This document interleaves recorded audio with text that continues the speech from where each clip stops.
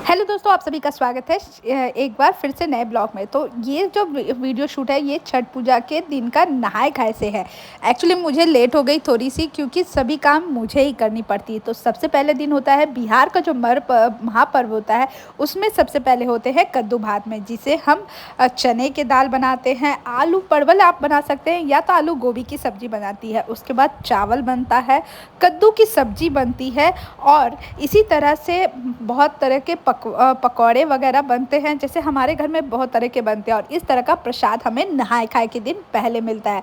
सबसे पहले पर्वतनी को परोसा जाता है, जिसमें न्योच करके सभी पहले निकाल दी हैं पर्वतनी जो पूजा करते हैं और जो उपवास करती है 36 घंटा का। तो वो फिर उसके बाद इस तरह से न्योच करके फिर अपने वहीं पे प्रसाद ग्रहण करती है। उसके बाद ही सभी बच्चों को ये प्रसाद मिलता है।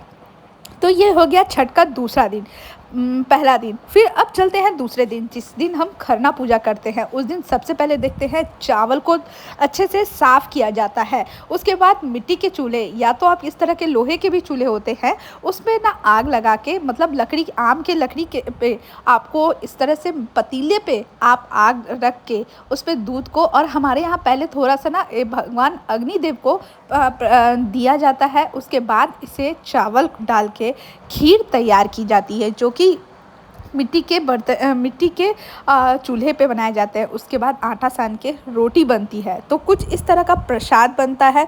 दूध की खीर तो बनती है, लेकिन दूध में पूरे चावल को पकाया जाता है, लेकिन नीचे उतार के, यानी गरम गरम चूल्हे पे अगर आप डाल दीजिएगा ना तो गुड़ तो दूध ना फट जाती है। तो हम लोग उसके बाद आटा सन जाती है, मतलब काफ़ी आटा सनाती है, मतलब गेहूँ के आटे की रोटी बनती है।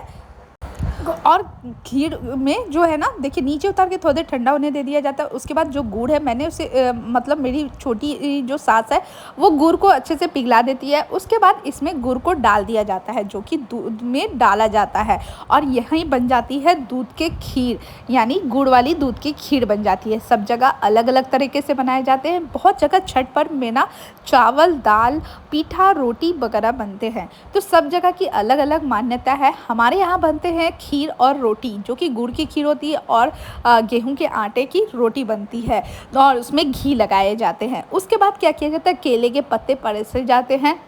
उसमें हमारे यहाँ कहते हैं न्योच कराना, यानी ये जो प्रसाद जितनी आपकी मतलब शुभ रहती है, उस हिसाब से इसमें केला में और खीर रख के रोटी पूजा की जाती है। हमारी बेटी को आप देख रहे हैं, इस समय से मौका भी मिल गया, और यहाँ पे लास्ट में पूजा होने के बाद हमें प्रसाद मिल जाता है।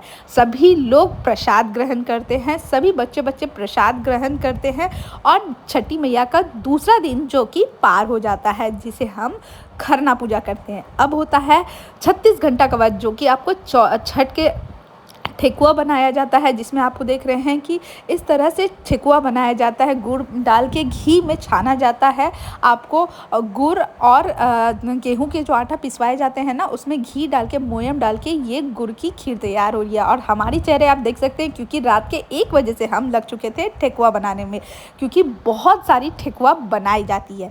परंपरा यह है कि इस तरह के, मतलब छठ की मान्यता यह है कि माता सीता ने जब भगवान राम जी वनवास से रिटर्न आए थे, तभी रावण जी की मृत्यु का जो श्राप लगा था, उन्हें लगा था, श्राप नहीं लगा, मतलब वो वध जो हुआ था उनके हाथों से, तो वो अपने इस दंड को, मतलब हम जैसे क्षमा अपराध मांगते हैं ना, उसी तरह से ये क्षमा अपराध 36 घंटा का व्रत रखे थे। ये देखिए, इस तरह के सूप में हम 5 तरह के फल चढ़ाते हैं, जो कि धो धो के चढ़ाया जा रहा है। देख रहे हैं आपकी केला, नारियल। उसके बाद सभी को सिंदूर से हम लोग पूजा करते हैं, यानी टीका लगा देते हैं।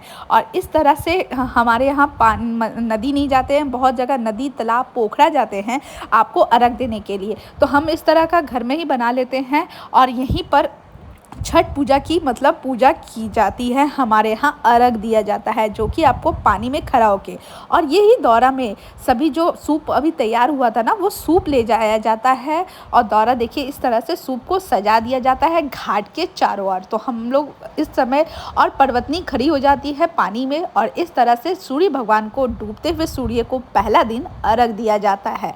तो इस तरह से अर्घ दिया जाता है। उसके बाद घाट से आके हमारे यहाँ कोसी भराया जाता है। कहते हैं हैं कि कोसी इसलिए भराया जाता है कि सारी नेगेटिविटी को दूर करती है, और जिनकी मन्नत पूरी होती है तो वो इस तरह का कोसी भराते हैं। हाथी रखाया जाता है और यहाँ पे फल उल रखाया जाता है और इस तरह से कोसी पूजन हो जाती है। तो कुछ इस तरह से संध्या अर्घ का टाइम ख़त्म हो जाता है। दूसरे दिन फिर इस तरह से सूप को जगाया जाता है। सूपों में ना सभी जगह दिए लगाए जाते हैं, फलों को चेंज किया जाता है। अगर आप फल चेंज कर सकते हैं तो नहीं तो धो के किया जाता है। और ठीक सामने सूर्य भगवान जी निकल रहे हैं सुबह अर्ली मॉर्निंग में, आप देख रहे हैं। और यहाँ भी अर्घ दिया जाता है। उसके बाद सबसे पहले अर्घ देने के बाद यहाँ पे घाट को पूजा किया जाता है।